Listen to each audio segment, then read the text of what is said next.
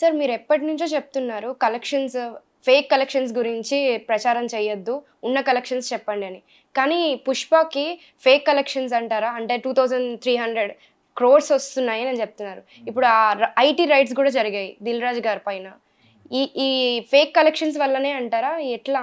Collection కాదు, ముందు budget గురించి చెప్తున్నాను నేను.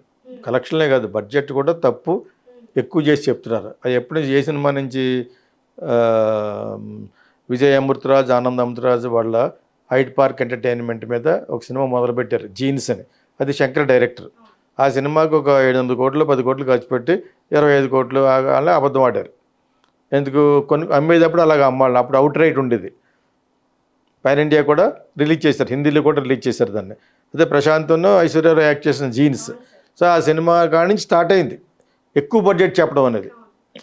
ఎప్పుడు కూడా బడ్జెట్ కొంచెం ఎక్కువ చెప్తారు, 10-15%. వీళ్ళు అలా కాదు, 50% ఎక్కువ చేసి చెప్పడం మొదలుపెట్టారు. ఇది నేను ప్రింట్ మీడియా, సోషల్ మీడియా దానికి నుంచి చెప్తున్నాను. చిత్తారా జ్యోతి చిత్రలో కూడా చెప్పాను ఈ విషయాన్ని.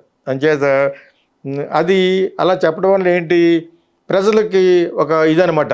ఇంత బట్టి తీశారు, అంత బట్టి తీశారు, లండన్లో తీశారట, బ్రిడ్జ్ మీద తీశారట, అక్కడ ఇలాగా అని 7 వండర్స్ ఇవన్నీ చూపించారంటే అది దానికి చాలా ఖర్చు పెట్టేశారట అని చెప్పేసి. అంటే ఒక బ్రహ్మాండంగా అన్నపిండ బ్రహ్మాండంగా తీసిన సినిమాని ఆడియన్స్ నమ్మించడం కోసం అబద్ధం ఆడారు.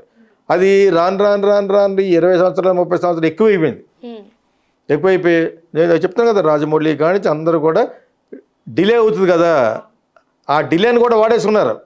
లేట్నే సినిమా లేట్ అయితే మాకు మళ్ళీ ఇంకొక 50 కోట్లు ఖర్చు అయింది, మాకు ఇంకా బాగా తీస్తాం అని చెప్పి సొల్లు ఇదంతా.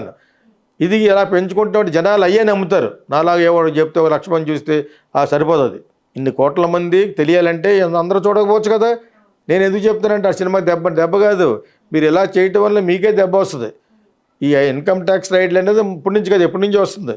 వచ్చినప్పుడు వాళ్ళకి ఇలా ఎటువంటి సమాధానం చెప్పారంటే, మేము పబ్లిసిటీ కోసం చెప్పామంటే వాళ్ళు వెళ్ళిపోయారు. మిగతా ఆయన బుక్స్లో ఏమైనా బ్లాక్ దొరికితే బ్లాక్కి ఎంతగా కట్టించుకుని వెళ్ళిపోవడం జరిగారు. అసలు ఇన్కమ్ ట్యాక్స్ రావడం అనేది ఏ లెవెల్కి వెళ్ళిపోయింది. ఇందా నువ్వు అవార్డులు కడినట్టు ఉంటుంది. మనకు ఎవడైతే ఉపయోగపడతాడో వాడికి అవార్డులు, వాడు ఎవడైతే ఉపయోగపడో వాడికి ఐటీ రైట్స్ను.